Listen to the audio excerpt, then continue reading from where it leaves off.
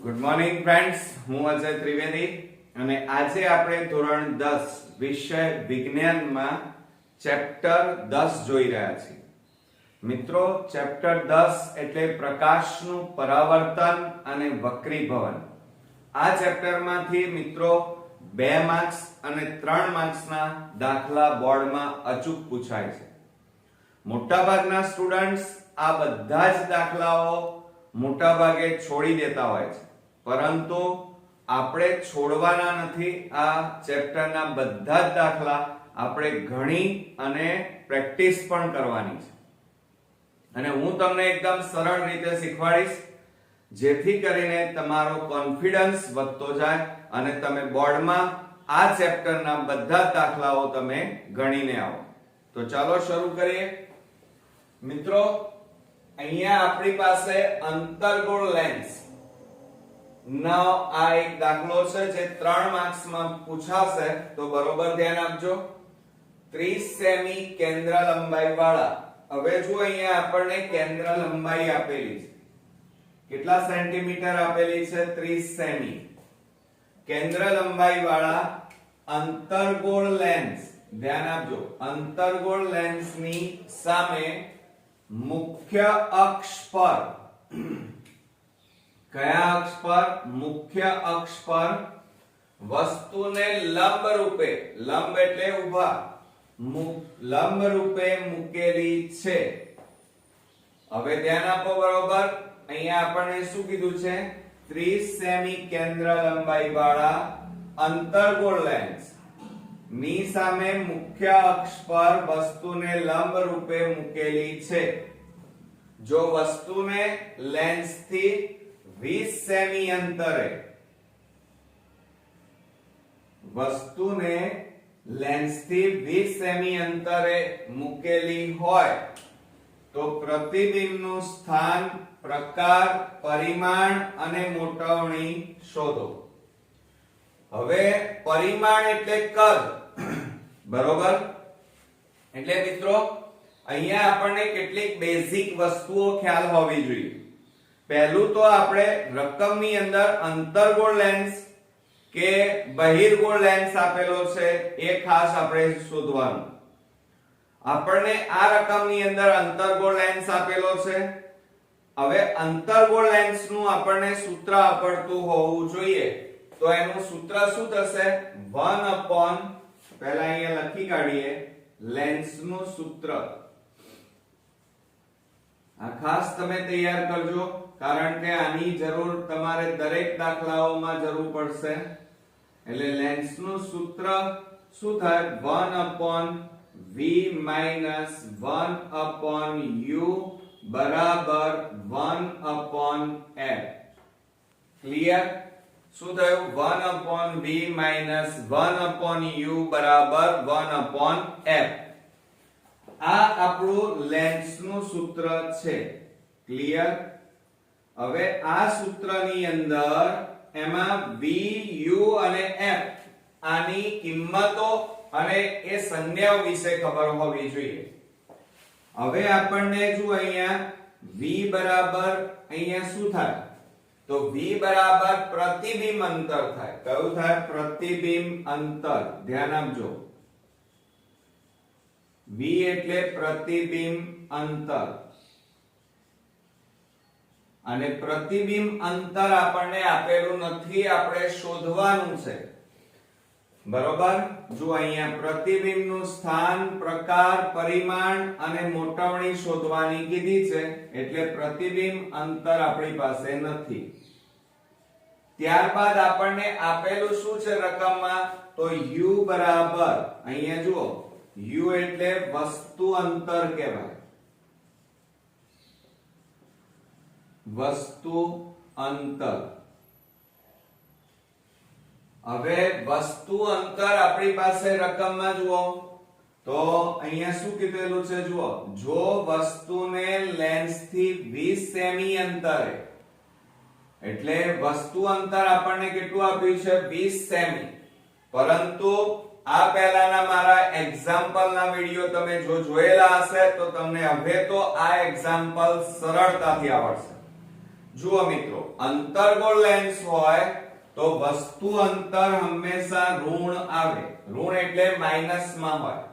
એટલે આ 20 સેન્ટીમીટર છે એટલે કેટલા અહીંયા લખવાના -20 સેમી. ક્લિયર? આ ધ્યાન રાખજો. બરોબર?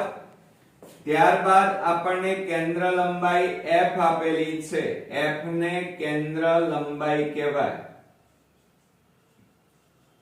અને આ કેન્દ્ર લંબાઈ આપણને કેટલી આપી છે? 30 સેમી કેન્દ્ર લંબાઈ. પણ અંતર્ગોળ લેન્સ હોય તો આ જે કેન્દ્ર લંબાઈ તમારી 30 સેન્ટીમીટર છે એ હંમેશા કેવી આવે? માઈનસ માં આવે. બરોબર?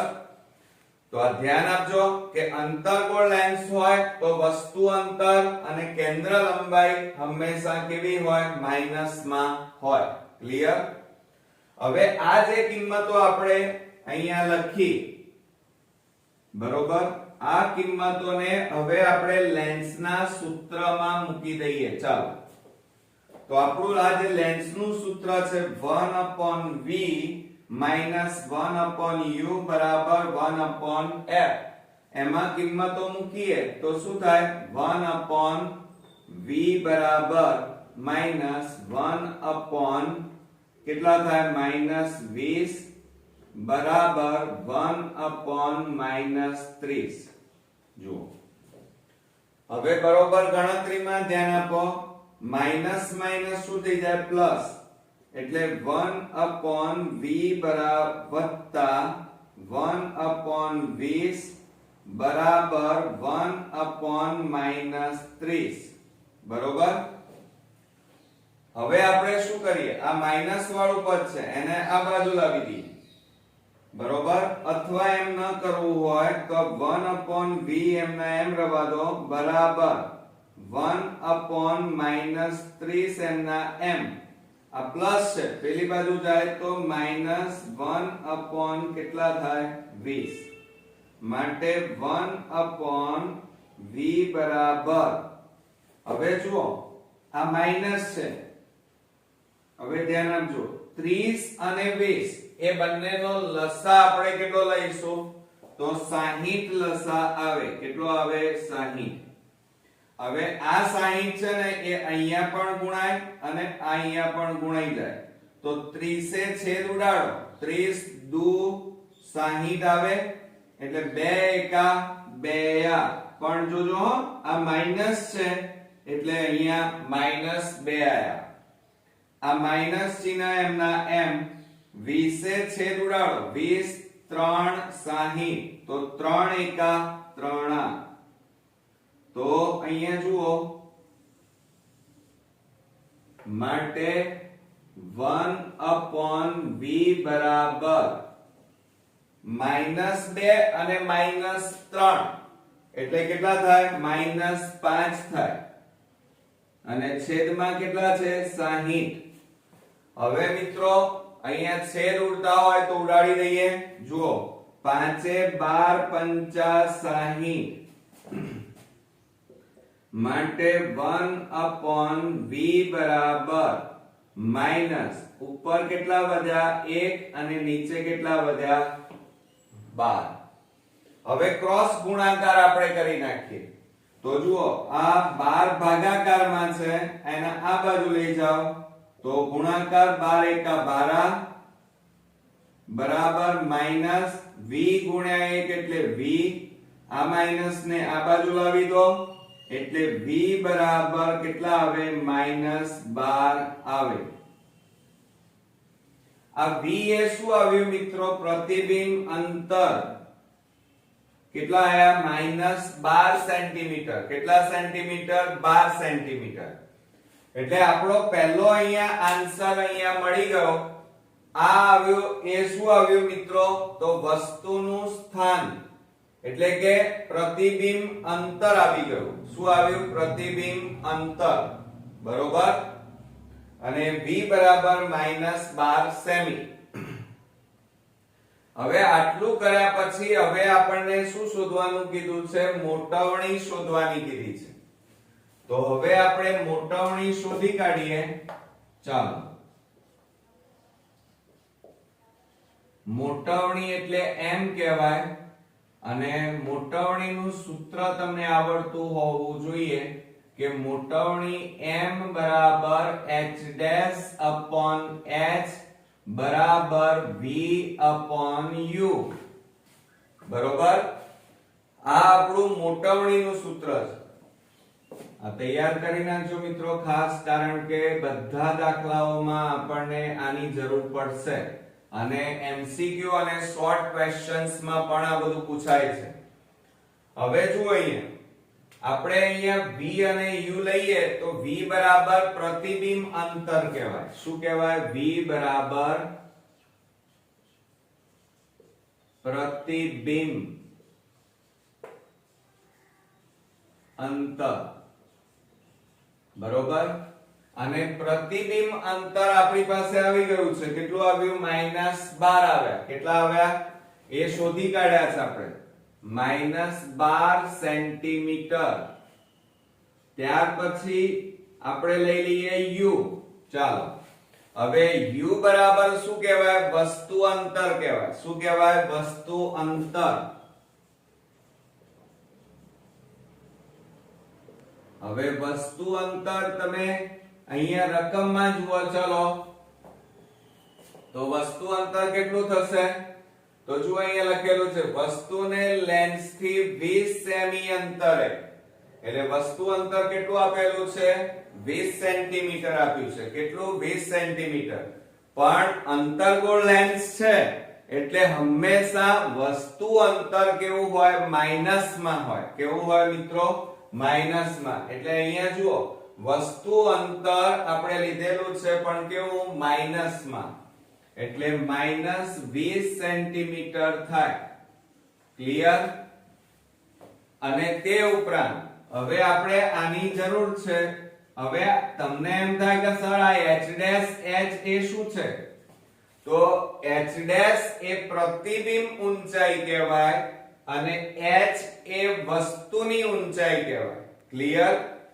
હવે આપણે આ m બરાબર v upon u આ સૂત્રની મદદથી મોટવણી શોધી કાઢીએ તો શું લખાય m બરાબર ચલો v એટલે -12 અને છેદમાં -20 બરાબર હવે જો આ માઈનસ માઈનસ તો ઉડી જાય એટલે પ્લસ થઈ જાય તો 12 છેદમાં કેટલા વધે 20 હવે આપણે છેદ ઉડાડીએ 2 6 12 અને 2 દાન 20 તો 6 છેદમાં કેટલા આવ્યા 10 તો બરાબર પોઈન્ટ કાપી નાખીએ તો એક રકમ પછી પોઈન્ટ કાપવો પડે કારણ કે 10 છે ને એટલે આપણો જવાબ કેટલો આવે 0.6 એટલે મોટવણી આપણી અહીંયા મળી ગઈ 0.6 હવે આપણે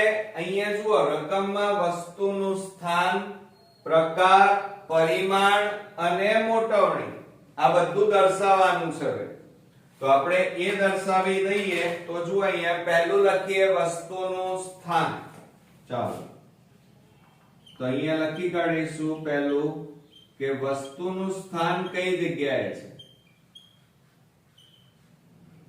વસ્તુ કઈ જગ્યાએ ક્યાં કેટલા સેન્ટીમીટરમાં મૂકેલી છે તો ધ્યાન રાખજો કે લેન્સની દાખલા તરીકે આ અંતર્ગોળ લેન્સ હોય આ અંતર્ગોળ લેન્સ તમે જોયો જ હશે અને આ રીતે તમે આકૃતિ દોરો તો આ કઈ બાજુ કહેવાય જમણી બાજુ અને આ કઈ કહેવાય ડાબી બાજુ ડાબી બાજુ હંમેશા અહીંયા શું મૂકવાનું વસ્તુ બરોબર અને પ્રતિબિંબ પણ આ જ બાજુ મળે કઈ બાજુ ડાબી બાજુએ જ મળે અંતર્ગોળ લેન્સમાં બરોબર એટલે લેન્સની ડાબી બાજુએ આ લેન્સ છે એની આ કઈ બાજુ કહેવાય ડાબી બાજુએ પણ વસ્તુનું સ્થાન કઈ છે તો અહીંયા કીધું છે ક્યાં ગયું આ રહ્યું જુઓ બરોબર વસ્તુનું સ્થાન પ્રતિબિંબ મળે છે બરોબર એ જ જગ્યાએ શું મળે વસ્તુનું સ્થાન કેટલા સેન્ટીમીટરે 12 સેન્ટીમીટર અંતરે આપણને મળી જાય એટલે અહીંયા લખવાનું વસ્તુ જે બાજુએ છે લેન્સની ડાબી બાજુએ 12 સેન્ટીમીટર અંતર. તો અહીંયા લખીએ આપણે લેન્સની ડાબી બાજુએ 12 સેમી અંતરે, બરોબર. ત્યાર પછી આપણે લઈ લઈએ પ્રતિબિંબનો પ્રકાર. તો અહીંયા લખીએ આપણે પ્રતિબિંબનો